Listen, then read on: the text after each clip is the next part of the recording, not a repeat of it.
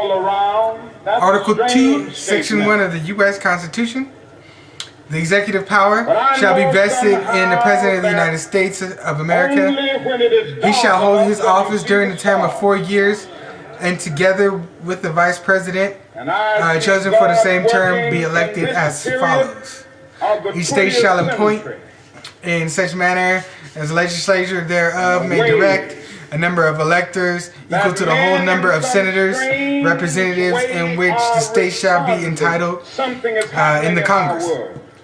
But no senator, representative, or person holding an office of trust or profit under the United States shall be appointed as an elector. It's basically saying however many representatives of the House and senators that you have, you get the same amount of electors to vote in the Electoral College to approve the president. Excuse me. And the Electoral College is basically some bullshit.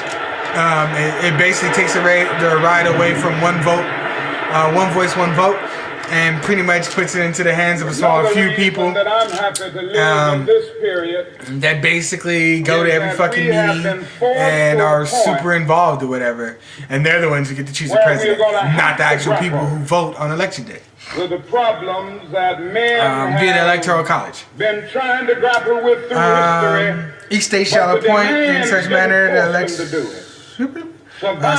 electors shall meet in the representative states and vote by ballot for 2 persons, of whom which at least shall not be inhabitant of the same state with themselves, and they shall make a list of all persons voted for and the number of votes for each, which list they shall sign and certify and transmit it sealed to the government of the United States, directed to the President of the Senate, and the President of the Senate shall, in the process of the Senate and the House of Representatives, open all certified, and all the votes shall then be counted. So that's basically establishing the process for the Electoral College.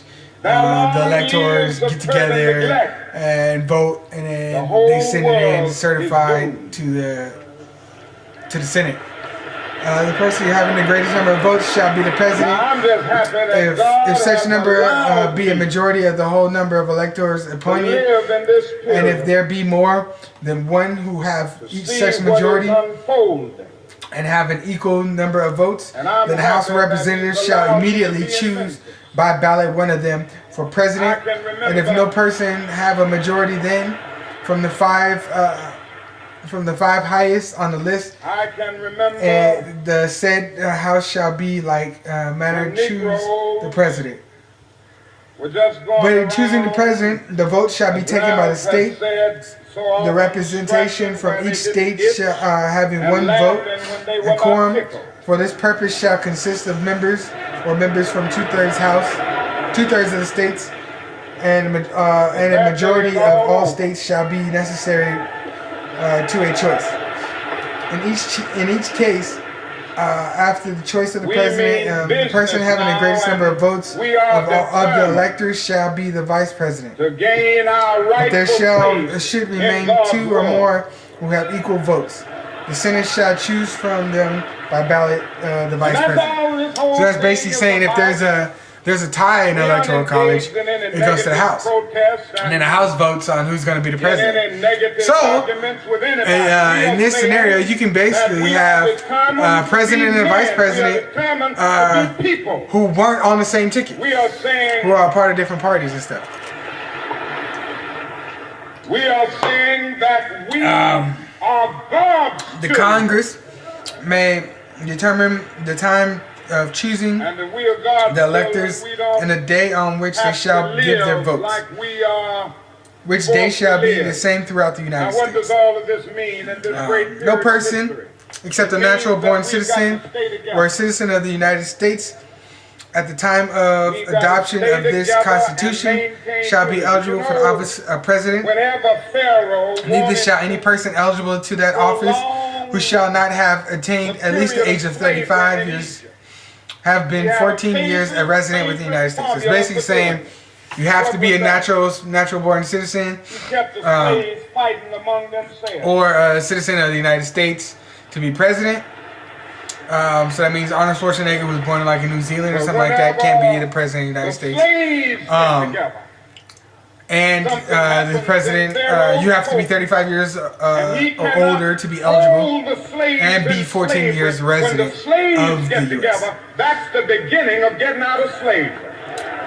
In case of removal of the president from office, or of his death, resignation, or inability to discharge the powers and duties of said office, the same shall dissolve on the vice president. And the Congress may by law provide for a case of removal, death, resignation, or inability of both president and vice president, declaring what officer shall then act as president. Such officer shall act accordingly until the disability with its public be removed or a president shall be elected.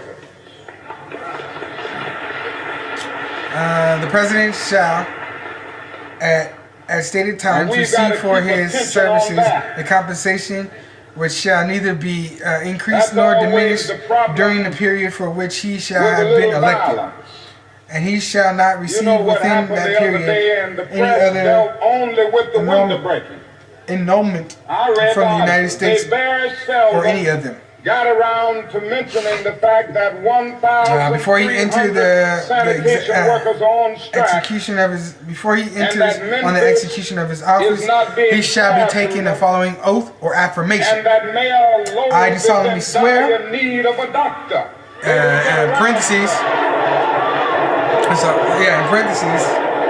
or affirm that I will faithfully execute the office of President of the United States, or I will at best of my abilities preserve, protect, and defend the Constitution of the United States.